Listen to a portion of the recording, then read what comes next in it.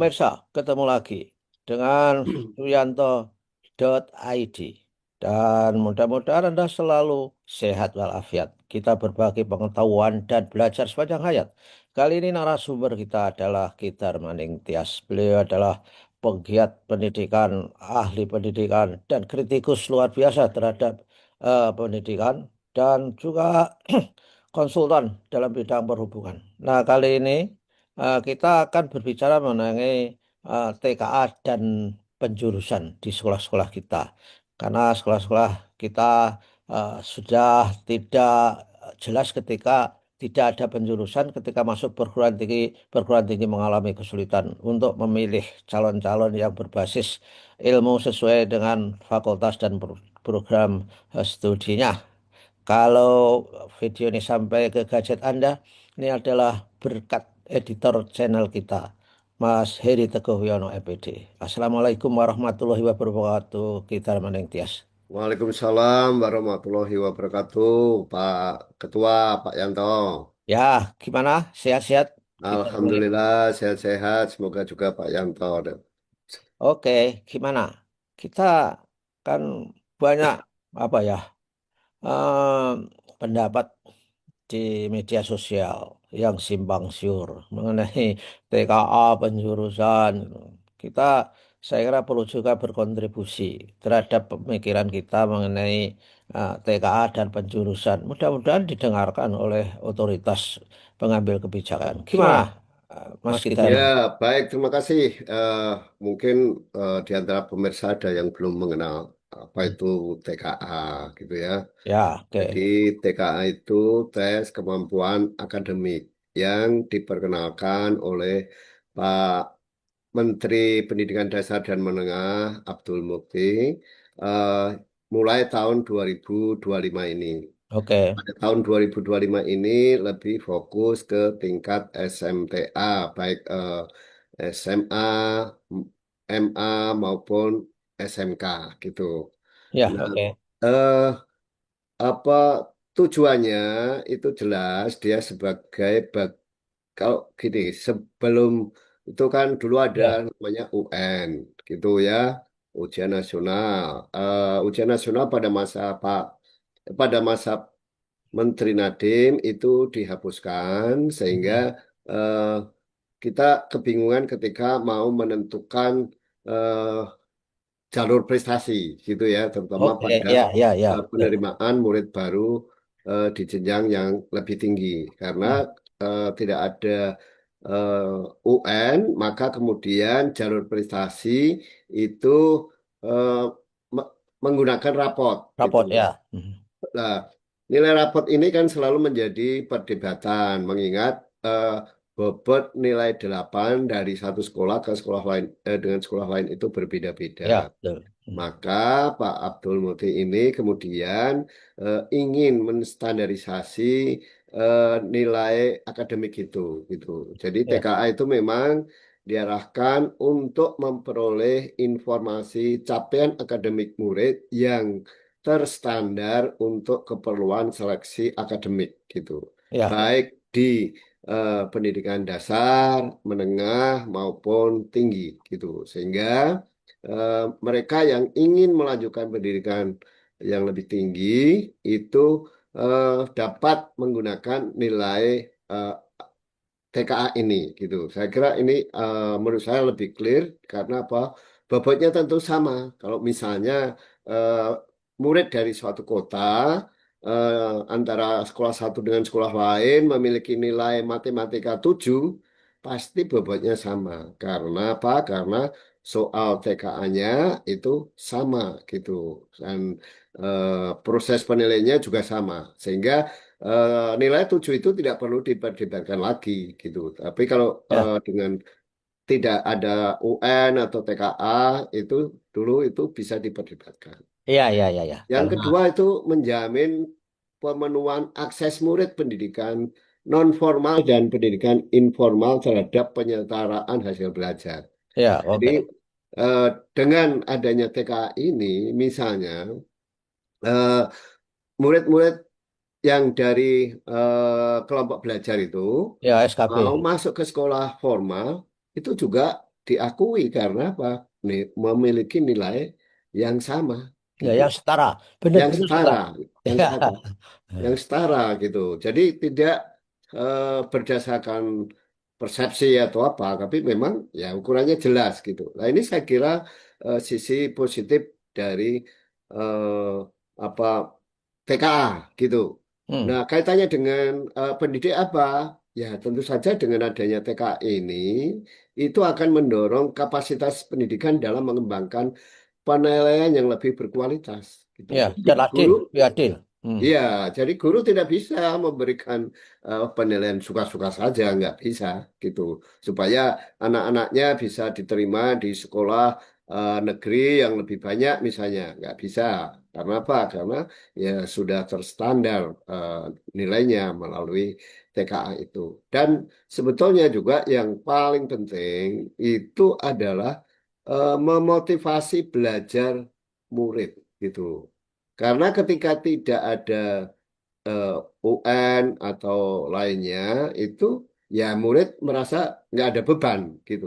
Ya. Dan pengalaman kita ini kan sebetulnya kita ini akan belajar kalau mendapat pressure. Kalau nggak mendapat pressure, sedikit sekali mereka yang belajar secara mandiri. Nah, TKA itu menurut saya adalah salah satu pressure gitu. Nah, bedanya dengan UN, kalau UN dulu kan wajib, semua Hmm. murid wajib lah itu yang menjadi salah satu beban juga gitu ya. Dan dulu menjadi penentu kelulusan, meskipun pada masa Mas Anies UN sebagai penentu kelulusan itu dihapuskan gitu. Ya. Nah, kalau TK ini itu wajib bagi mereka yang akan melanjutkan ke jenjang pendidikan tinggi, ke jenjang pendidikan yang lebih tinggi maksud saya. Ya, Jadi ya. dari SMP ke SMTA, dari SMTA ke perguruan tinggi. Nah, itu wajib gitu.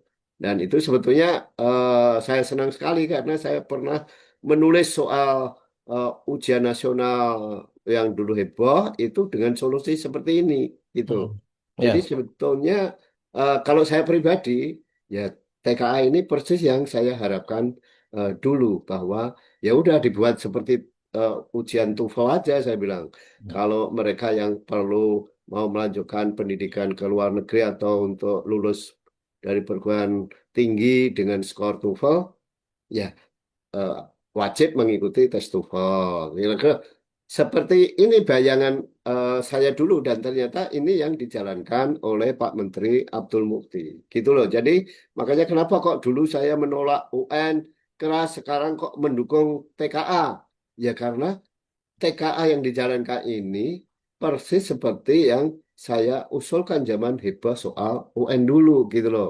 Jadi wajib bagi yang akan melanjutkan ke jenjang pendidikan tinggi, tetapi tidak wajib bagi mereka yang tidak akan melanjutkan perguruan tinggi. Jadi misalnya saya nggak akan melanjutkan ke perguruan tinggi, jadi di SMA saya nggak perlu ikut TKA, nggak masalah gitu. Kelulusan ada di pihak guru.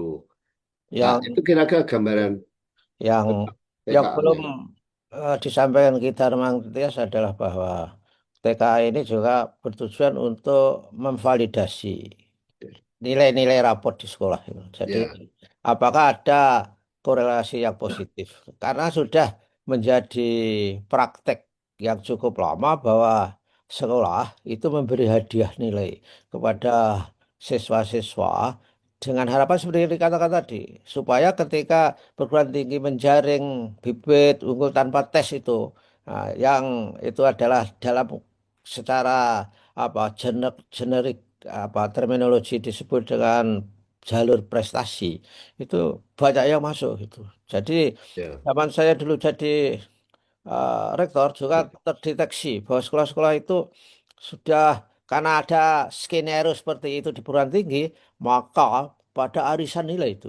Jadi ya, eh, anak-anak itu diberi nilai yang tidak sesuai dengan kompetensinya. Sehingga dengan TKA ini kan bisa dikorelasikan itu. Nah, ini ya, saya kira penting itu. Dan tentu saja ini guru lebih serius dan kita memang kias ini ada pendapat ya di publik dan itu seolah-olah seperti hebat gitu loh. Jadi terlalu terlalu liberal terhadap pendidikan kita. Misalnya saya mengkritik bahwa kenapa anak-anak supaya belajar harus ditakut-takuti, diancam dengan UN, diancam dengan TKA. Biar aja mereka memilih apa yang dipelajari. Itu saya kira apa kebablasan mikir seperti itu. Jadi pandangannya seperti di Finlandia. Ya Finlandia itu secara kultural memang eh, siswa itu sudah otonom. Di Ya. kita kan nggak otonom. Wong. Tujuan sekolah itu apa ditanya nggak tahu. Dan besok ingin jadi apa itu juga nggak jelas anunya deskripsinya. Nah, gimana menurut sampean bahwa TKA dan sebangsanya itu eh, hanya nakut-nakuti anak dan itu sudah saatnya ditinggalkan anak biarlah mereka berprestasi sesuai dengan pilihannya sendiri. Itu jalan nggak kira-kira kalau dibilang begitu itu di Indonesia ini? Iya, saya kira seperti yang saya katakan, saya konsisten dengan yang saya katakan ya, bahwa TKA ini kan seperti tes TOEFL, Hmm. gitu.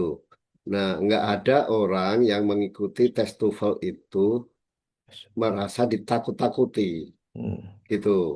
Ya, Ya, mereka mengikuti itu karena mereka punya eh, target, gitu, ingin memperoleh ya. skor TOEFL-nya kan, Hmm. gitu.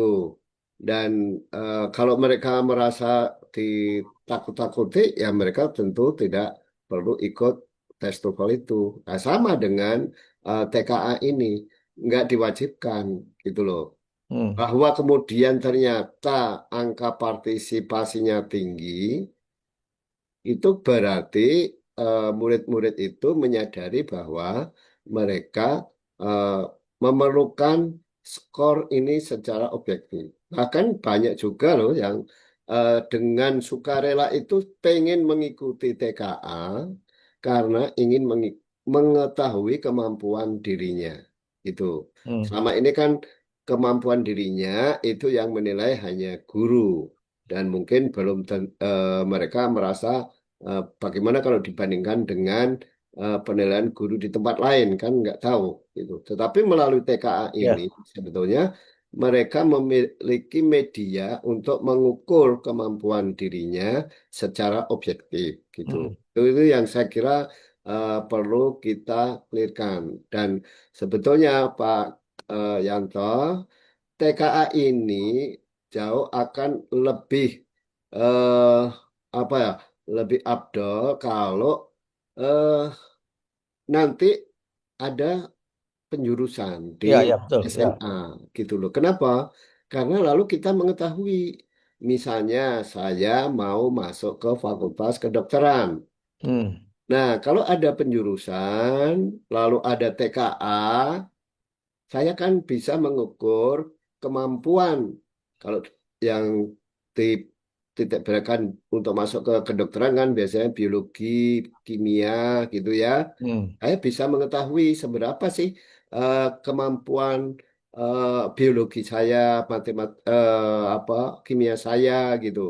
Kalau mau masuk ke teknik, tentu matematika dan fisika harus kuat. Hmm. Nah, Ya. kalau misalnya ada TKA, lalu ada penjurusan, ini jauh lebih akan membantu murid-murid untuk mendeteksi dirinya sendiri gitu. Dan bagi perguruan tinggi Ya. Ya. itu juga memiliki eh, apa input lulusan yang masuk ke perguruan tinggi itu memiliki landasan ke rumpun ilmu yang jelas gitu. Ya, betul. Karena apa? Karena keluhan dari para pengelola perguruan tinggi saat ini adalah bukan hanya ada sekitar 4%-an lah orang-orang yang dari waktu SMA-nya itu ngambil IPS, Hmm. tapi saat masuk ke perguruan tinggi, masuk ke rumpun eh, eksak. Akibatnya apa? Akibatnya mahasiswa yang bersangkutan juga keteter, dosennya juga agak merasa apa repot karena menghadapi murid-murid yang sebagian besar eh, memahami mata kuliah di rumpun ilmu tersebut, tapi ada 4% mahasiswa yang tidak memiliki basis keilmuan yang sama, sehingga mereka juga kerepotan. Nah, ini Ya, saya kira ya.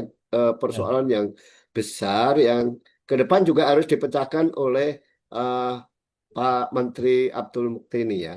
Hmm. Eh, nggak usah terlalu risau bahwa nanti akan ada kehebohan yang menolak yang dan sebagainya ya. Menurut saya eh, penolakan pro kontra lah, pro kontra dalam pembuatan kebijakan itu suatu hal yang lumrah. Yang paling Ya. penting adalah kemaslahatannya itu yang perlu dipikirkan gitu. Karena kan teman-teman ya saya dengar banyak sekali teman-teman di perguruan tinggi itu yang mengeluhkan soal tadi itu harus menerima mahasiswa baru yang tidak berdasarkan rumpun keilmuan yang jelas gitu. Karena apa? Karena dasar penerimaan tes di perguruan tingginya itu tidak berdasarkan nilai. Kalau dulu kan ada IPA, rumpun IPA, IPS IPS, lalu dan bahasa. gabungan, Hmm. gabungan antara IPA IPS. Nah sekarang kan enggak gitu, Peminatan peminatan, tahunnya. ya Dan gitu, Dan peminatan itu kan nggak gampang karena memerlukan SDM yang lebih bervariatif, terutama guru maksudnya, dan ya. juga infrastruktur yang harus disiapkan oleh sekolah. Dan saya kira saya juga setuju dengan Gitar Manengtias bahwa penjurusan itu harus segera dipraktekkan kembali. Kita nggak usah memiliki aliran romantisme, membangga-banggakan masa lalu, bahwa masa lalu itu baik-baik begitu. Tapi nyatanya indikator-indikator pendidikan kita yang terkait dengan kualitas itu kan belum berbicara ke situ. Sehingga apa yang dikatakan Menteri Dikdasmen dengan tagline pendidikan bermutu untuk semua itu sangat tepat. Dengan menghadirkan pembelajaran mendalam itu adalah solusinya. Dan tentu saja kementerian mudah-mudahan segera menetapkan penjurusan dan nggak usah takut dengan apa Pro ya kontra, nggak usah pro kontra dirisaukan ya. kalau ada karangan bunga gitu loh ya. Jadi Iya, ya, karangan bunga itu bagian dari dinamika di dalam iya. masyarakat dan tentu saja kita apa eh, berdiskusi dengan publik, tapi ada saja itu alasannya itu. Jadi kita Tias, kalau kita kalau kementerian membuat kebijakan berbasis apa ya, berbasis apa kemauan publik, berbasis ini dikritik. Kok Ya. kebijakan basisnya adalah pooling gitu katanya. Itu kan juga apa salah paham dan pahamnya salah menurut saya. Ya, ya. Dan ya, gimana kita Ya, terakhir mau menyampaikan apa sebelum kita akhiri episode ini? ini sebetulnya penjurusan itu juga dijalani oleh negara-negara yang sudah maju. Ya. Jerman, Jepang, Prancis, Belanda, Ya. Korea Selatan, dan mungkin masih Tiongkok gitu ya. Hmm, Dan mungkin ada masih beberapa negara lain. Artinya penjurusan itu bukan barang haram gitu loh. hmm, Dan kurikulum 2013 menurut saya jauh lebih pas karena apa? Saat itu ada penjurusan, tetapi juga ada peminatan. hmm, Cuma harus kita sadari peminatan saat itu tidak jalan karena seperti yang tadi disampaikan Pak Yanto, peminatan itu memerlukan dukungan infrastruktur maupun SDM. Dan SDM kita memang terbatas. Artinya, eh, kalau misalnya anak-anak itu eh, misalnya suatu ketika dari 10 rombel dari 10 apa kelas di dalam satu sekolah itu memilih peminatan yang katakanlah misalnya IPA, mungkin gurunya nggak cukup gitu loh. hmm, Nah, jadi memang soal peminatan ini tidak mudah untuk diterapkan hmm, karena memang memerlukan dukungan infrastruktur dan SDM yang udah. Memang kelihatan indah setiap murid Ya. bebas memilih mata pelajaran sesuai yang diminati. Hmm. Tetapi kalau kita memiliki satu target tertentu untuk mencapai kualitas pendidikan, maka tampaknya yang indah itu belum tentu akan menjawab kebutuhan tersebut. Hmm. Itu Ya. menurut saya, sehingga ya menurut saya sih kalau saya mendorong ke depan nggak apa-apa eh, peminatan apa penjurusan dan TKA itu tetap bisa dilanjutkan. Ya. Keduanya ini bukan bertentangan, tetapi saling melengkapi, gitu. Ya. Karena dengan adanya penjurusan,